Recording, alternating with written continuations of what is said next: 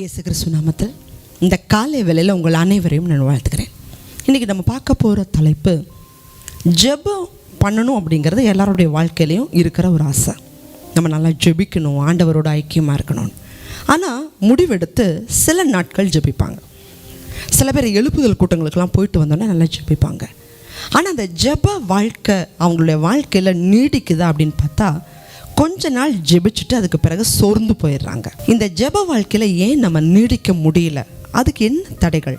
எந்த தடையை நீக்குனா நம்ம ஜெப வீரராக மாற முடியும்? அதைத்தான் பார்க்க போகிறோம். அதற்கு முன்னாடி இயேசு கிறிஸ்துவோடைய வாழ்க்கையில் அவர் எப்படி ஜெபிக்கிறவராக இருந்தார் அப்படிங்கிற ஒரு வசன பகுதியை வாசிக்கலாம்.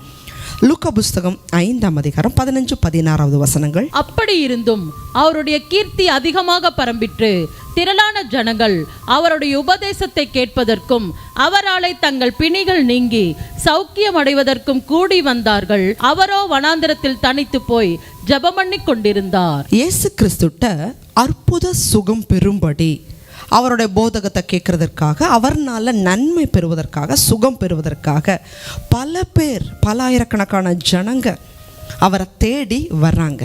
ஆனால் இயேசு கிறிஸ்துவோ தனித்து போய் ஜெபிக்கிறவராக இருந்தார் அப்படின்னு சொன்னால் அவர் ஜெபத்துக்கு எவ்வளோ ஒரு முக்கியத்துவம் அவர் கொடுத்துருக்கணும். இந்த உலகத்தில் எல்லா மனிதர்களை போலவும் அவர் மனுஷீகமாக உற்பத்தி ஆகலை. பரிசுத்த ஆவியினால் கன்னி மரியாளிடத்தில் பரிசுத்த ஆவியினால் உற்பத்தியானார். அவருடைய பிறப்பு பரிசுத்தம், அவருடைய வளர்ப்பு, வாழ்க்கை எல்லாம் பரிசுத்தம். தேவனுடைய ஆவி அவர் மேலே அளவில்லாமல் இருந்தார்னு நம்ம வாசிக்க முடியும். அப்படிப்பட்டவரே அவரை போல ஒரு ஊழியம் யாரும் செஞ்சிட முடியாது. லட்சக்கணக்கான மக்கள் அவரை தேடி வந்துக்கிட்டே தான் இருந்தாங்க. ஆனால் அதன் மத்தியிலையும் அவர் ஜெபிக்கிறவராக இருந்தார். நீங்கள் முதலாவது ஜெப வீரராக மாறணும் அப்படின்னா, உங்கள் வாழ்க்கையில் ஜெபம் நீடிக்கணும்னா முதல்ல நீங்கள் ஒரு காரியம் செய்யணும். முதல்ல திட்டம் பண்ணணும். நேரத்தை நீங்கள் தேர்ந்தெடுக்கணும். காலை இந்த மணி நேரத்துலேருந்து இந்த மணி நேரம் என்னுடைய ஜெபம், சாயங்காலம் அல்லது ராத்திரி இந்த மணி நேரத்துலேருந்து இந்த மணி நேரம் என்னுடைய ஜெப நேரங்கிறத முதல்ல நீங்கள் திட்டம் பண்ணணும். அந்த திட்டத்தை நான் மாற்ற மாட்டேன் அப்படிங்கிறத நீங்கள் உறுதி செய்யணும். அப்போ தான் அந்த ஜெப வாழ்க்கையை முதலாவது உங்களை நீடிக்க முடியும். இதை தானியேல் செய்தார். பாபிலோன் தேசத்துக்கு அடிமையாக போனவர். அடிமையாக போனால் அவங்களுக்குன்னு எந்த மன விருப்பமும் இருக்காது. அவங்க மேலே எஜமான் என்ன சொல்கிறாங்களோ அதை அப்படியே செய்யணும். ஆனாலும் அடிமையாய் போன தானியேல் தன்னுடைய மன விருப்பத்தின்படி செய்யறதுக்கு அவருக்கு எந்த உரிமையும் அந்த இடத்துல இல்லை. ஆனாலும் தானியேல் நான் 3 வேளை ஜெபிச்சே தீருவேன், சட்டமே போட்டாலும் சரி நான் ஜெபிச்சே தீருவேன்னு சொல்லி சட்டத்தை மீறி 3 வேளை ஜெபிச்சார். இன்றைக்கி நமக்கு அந்த மாதிரி சட்டமெல்லாம் இல்லை. நம்ம ஏன் திட்டம் பண்ணக்கூடாது? நேரத்தை திட்டம் பண்ணுங்க. 2வது இடத்தை திட்டம் பண்ணுங்க. இயேசு கிறிஸ்து ஜெபித்த இடம் எபிரேயர் புஸ்தகம் 5:7 வாசிக்கலாம். அவர் மாம்சத்தில் இருந்த நாட்களில் தம்மை மரணத்தினின்று ரட்சிக்க வல்லமையுள்ளவரை நோக்கி பலத்த சத்தத்தோடும் கண்ணீரோடும் விண்ணப்பம் பண்ணி வேண்டுதல் செய்து தமக்கு உண்டான பயபக்தி நிமித்தம் கேட்கப்பட்டு தம்முடைய பாரத்தை எல்லாம் ஊற்றுகிற பழக்கம் இருந்துச்சு. நீங்கள் லூக்கா 22:39-44 வாசிக்கும் பொழுது அவருக்கு ஜெப இடம் இருந்துச்சு. ஒலிவ மலையில் கெத்சமனே தோட்டம் தான் அவருடைய ஜெப இடம். அந்த இடத்துக்கு அவர் போய் பகல் முழுவதும் ஊழியம், ரா முழுவதும் அதிகாலை நேரங்களில் நேரம் கிடைக்கும் போதெல்லாம் அவர் அந்த கெத்சமனே தோட்டத்தில் போய் ஜெபித்தார். உங்களுக்கு ஜெப நேரம் தேவை. ஜெபிக்கிறதுக்கான இடத்தை இன்றைக்கி நீங்கள் ஆயத்தப்படுத்துங்க. இந்த இடம் என்னுடைய ஜெபிக்கிற இடம். இதை ஆயத்தம் பண்ணி நீங்கள் ஜெபிக்கும் பொழுது அதற்கு நேராக உங்களை வழிநடத்த முடியும். அடுத்த காரியம், ஜெபிக்கிறதுக்கு வரக்கூடிய தடை மனசோர்வு. பிசாசு ஒரு மனிதனை ஜெபிக்க விடாமல் தடை செய்யணும்னா அவனுடைய பிரதானமான ஆயுதம் இந்த மனசோர்வு. ஒரு பிரச்சனை வந்துட்டா, ஒரு பாடு வந்துட்டா ஏன் இன்னைக்கு ஊழியக்காரர்களை தேடி போகிறாங்க? மனசோர்வுகள்னால அவங்களால ஜெபிக்க முடிகிறதில்ல. எனக்காக யாராவது ஜெபிக்க மாட்டாங்களா அப்படின்னு சொல்லி அந்த மனசோர்வுகளின் நிமித்தம் ஜெபிக்க முடியாமல் போயிடுறாங்க. இந்த மனசோர்வுகளை நம்ம கண்டிப்பாக நீக்கணும். என்ன மனசோர்வு வந்தாலும் கர்த்தரோட சமூகத்தில் நம்ம கண்ணீரை, பாரத்தை இறக்கி வைக்கிறவர்களாக இருக்கணும். தேவஜனமே, ஏரோதுடைய நாட்களில் அவரோட சீசன், இயேசு கிறிஸ்துடைய சீசன், பேதுருவை சிறைச்சாலையில் வைத்திருக்கிறாங்க. அதற்கு முன்பாக யாக்கோபை கொலை செய்துட்டாங்க. அடுத்து பேதுருவை அடுத்த நாள் விசாரிக்க போகிறாங்க. விசாரித்து மரண தண்டனைக்காக சிறையில் வைத்திருக்கிறாங்க. பேதுரு மனசோர்வுனால அந்த இடத்துல அவர் தூங்கி விட்டார், ஜெபிக்கலை. வாசிக்கலாம். அப்போஸ்தலர் 12ஆம் அதிகாரம் 6வது வசனத்தை வாசிக்கலாம். ஏரோது அவனை வெளியே கொண்டு வரும்படி குறித்திருந்த நாளுக்கு முந்தின நாள் ராத்திரியிலே பேதுரு 2 சங்கிலிகளினாலே கட்டப்பட்டு 2 சேவகர் நடுவே நித்திரை பண்ணி கொண்டிருந்தான். காவற்காரரும் கதவுக்கு முன்னிருந்து சிறைச்சாலையை காத்து கொண்டிருந்தார்கள். அடுத்த நாள் விசாரித்து தூக்கில் போட போறாங்க. ஆனா பேதுரு செய்தது என்ன? தூங்கிட்டு இருந்தார். இதனால சபையார் ஜெபிச்சாங்க. சபையாரோட ஜெபத்தை கேட்டு தேவதூதனை அந்த இடத்துல அனுப்பி பேதுருவை ஆண்டவர் விடுதலை பண்ணிட்டார். உண்மைதான். ஆனால் அப்போஸ்தலர் 16ஆம் அதிகாரத்தில் அப்போஸ்தலனாகிய பவுலும் சிறைச்சாலையில் இருந்தார். அவர் இருக்கும்போது தூங்கிட்டு இல்லை, அந்த இடத்துல துதிச்சு ஆராதிச்சு ஜெபம் பண்ணி கொண்டு இருந்தார். அப்போ அங்கே நடக்கிறது என்ன? சிறைச்சாலையோட அஸ்திபாரங்கள் அசையுது. அந்த இடத்துல உள்ளவங்க எல்லாம் ரட்சிக்கப்படுறாங்க. தேவஜனமே, ரட்சிக்க ஜெபிக்காத போது எந்த அற்புதமும் நடக்காது. நீங்கள் ஜெபிச்சிங்கன்னா மட்டும்தான் அற்புதம் நடக்கும்.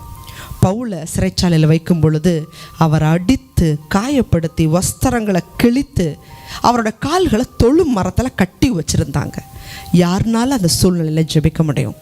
ஆனால் அந்த சூழ்நிலையிலே அப்போஸ்தலனாகிய பவுல் ஜெபிச்சதுனால தான் பெரிய காரியங்களை அவர் செய்தார். தேவஜனமே, மன சோர்வுகளுக்கு இடம் கொடுக்காதீங்க, ஜெபிங்க. உங்கள் மனக்கவலை வரும்போது, சோர்வு வரும்போது, அதை எல்லாத்தையும் ஆண்டவருடைய பாதத்தில் இறக்கி வச்சு ஜெபிங்க, அற்புதங்களை பார்ப்பீங்க. அடுத்ததாக அநேகர் என்ன செய்வாங்க? எவ்வளோ நேரம் வேணாலும் ஜெபம் பண்ணுவாங்க, பைபிள் படிக்க மாட்டாங்க. சில இடங்களில் சொல்வது உண்டு, நாங்கள் எழுப்புதலுக்காக ஜெபிக்க போகிறோம்ப்பா, சர்ச்சில் பிரசங்கம் கூட கிடையாது, பைபிள் வாசிக்கிறது கூட கிடையாது, முழுக்க முழுக்க ஜெபந்தான். தேவஜனமே, அப்படி இல்லை. எவ்வளோக்கு எவ்வளோ நீங்கள் ஜெபிக்கிறீங்களோ அவ்வளவுக்கு எவ்வளோ நீங்கள் வேதத்தை வாசிக்கணும். இதைத்தான் வசனமும் சொல்லுது. நீதிமொழிகள் 28:9 வாசிக்கும்போது, வேதத்தை கேளாதபடி தன் செவியை விளக்குகிற மனிதனுடைய ஜெபம் கர்த்தருக்கு அருவருப்பு. வேதத்தை வாசிக்கிறதுக்கு கண்டிப்பாக நீங்கள் நேரம் கொடுக்கணும். வசனத்தை வாசிக்கத்தான் உங்கள் ஜெபம் மறுரூபமாக மாறும். அந்த ஜெபம் அபிஷேகத்தோட அக்னியோட வரும். அந்த ஜெபம் பெரிய காரியத்தை செய்யும். அடுத்த காரியம், 2 மனசு. ஜெபிக்கும் பொழுதே அவங்களுக்கு திட்டமாக தெரியும் இது கிடைக்காது அப்படின்னு நினச்சிக்கிட்டே ஜெபிச்சாங்கன்னா அது ஒருபோதும் கிடைக்காது. யாக்கோபு புஸ்தகம் 1ஆம் அதிகாரம் 6வது 7வது வசனத்தை வாசிக்கலாம். ஆனாலும் அவன் எவ்வளவாகிலும் சந்தேகப்படாமல் விசுவாசத்தோட கேட்க கடவன். சந்தேகப்படுகிறவன் காற்றினால் அடிபட்டு அலைகிற கடலின் அலைக்கு ஒப்பாயிருக்கிறான். அப்படிப்பட்ட மனுஷன் தான் கர்த்தரிடத்தில் எதையாகிலும் பெறலாம் என்று நினையாதிருப்பானாக. அநேகர் ஜெபிச்சதுக்கு பிறகு இதெல்லாம் எங்கே நடக்க போகுது, பலவீனத்துக்காக ஜெபிக்கிறோம், இருந்தாலும் நம்ம டாக்டரை போய் பார்க்கணும். டாக்டரை போய் பார்க்குறது தப்பு இல்லை, மருந்து சாப்பிட்றது தவறு இல்லை. ஆனால் ஜெபிச்சிங்கன்னா முழு விசுவாசத்தை ஆண்டவரோடு இருக்கணும். இது எங்கே நடக்க போகுது? இப்படியே தான் இருக்கும். பையனுக்காக ஒரு பாவத்தில் இருக்கலாம், கணவனுக்காக ஜெபிப்பாங்க. ஜெபிச்சு முடிச்சோன்னே சொல்லுவாங்க, என் வீட்டுக்காரில் எங்கெங்கே திருந்த போகிறார். அப்போ நீங்கள் ஜெபிக்க வேண்டிய அவசியமே இல்லையே. நீங்கள் ஜெபிக்கும்போது காரியம் மாறும் அப்படின்னு நீங்கள் விசுவாசித்தா மட்டும்தான் தேவனால் அற்புதம் செய்ய முடியும். இதே மாதிரி சார்லஸ் பின்னி அப்படின்னு சொல்லிட்டு ஒரு தேவனால் பயன்படுத்தப்பட்ட ஒரு ஊழியர். அவர் அலுவலகத்தில் அவர் இருக்கும் பொழுது தேவனுடைய பாரம் அவருக்குள்ளே இறங்கி பரிசுத்த வேதாகமத்தை எடுத்துக்கொண்டு ஒரு காட்டுப்பகுதிக்கு அவர் சென்றாராம். 3 நாட்கள் ஆண்டவருடைய பாதத்தில் வேதத்தை வாசித்து அதிகமாக கண்ணீரோடு ஜெபம் பண்ணியிருக்கிறார். அதற்கு பிறகு அவர் அலுவலகத்துக்கு வந்து நின்னா அவரை பார்த்த அவருக்கு கீழே வேலை செய்தவங்கெல்லாம் அவருக்கு முன்னாடி மண்டி போட்டு தங்களுடைய பாவங்களை நினச்சி அழுது ஜெபிச்சாங்களாம். சில ஆண்டுகளுக்கு முன்பாக டிஸ்கவரி சேனலுக்காக ரிசர்ச்சுக்காக லண்டன் போயிருக்காங்க, இங்கிலாந்து தேசத்துக்கு போயிருக்காங்க. அந்த இடத்துல ஒரு கிராமத்தில் போய் மதுபான கடை இங்கே ஏதாவது இருக்குதா அப்படின்னு விசாரிச்சிருக்கிறாங்க. அப்போ அந்த கிராமத்தாரி வேறங்களை விசாரிச்சுட்டு, நீங்கள் எங்கேருந்து வரீங்க? நாங்கள் அமெரிக்கா தேசத்துலேருந்து டிஸ்கவரி சேனலுக்காக ஒரு ரிசர்ச்சுக்காக இங்கே வந்திருக்கோம். அப்போ அவங்க சொன்னாங்களாம், இந்த தேசத்தில் சார்லஸ் பின்னி அப்படிங்கிறவருடைய ஊழியத்தினால பல மதுபான கடைகள் பூட்டப்பட்டுருச்சுங்க. இன்றைக்கி 100 வருஷம் ஆயும் இன்றைக்கும் இந்த இடங்கள்லாம் மதுபான கடைகள்ங்கிறதே இல்லை. தேவஜனமே, எவ்வளவு ஒரு ஆச்சரியம், எவ்வளவு ஒரு தேவனுடைய நாம மகிமைக்காக இதை தேவன் சார்லஸ் பின்னியை பயன்படுத்தி இருப்பார். வேதத்தை வாசிக்கிறோம், விசுவாசத்தோடு நம்ம ஜெபிக்கும்போது அந்த ஜெபங்களுக்கு தேவன் 100% பதில் கொடுக்கிறார். திட்டமாக நீங்கள் தீர்மானிங்க, நான் ஜெபிக்கணும். காலையும் இரவு இந்த மணி நேரம் என்னுடைய ஜெப நேரம், இந்த இடம் என் ஜெப இடம்.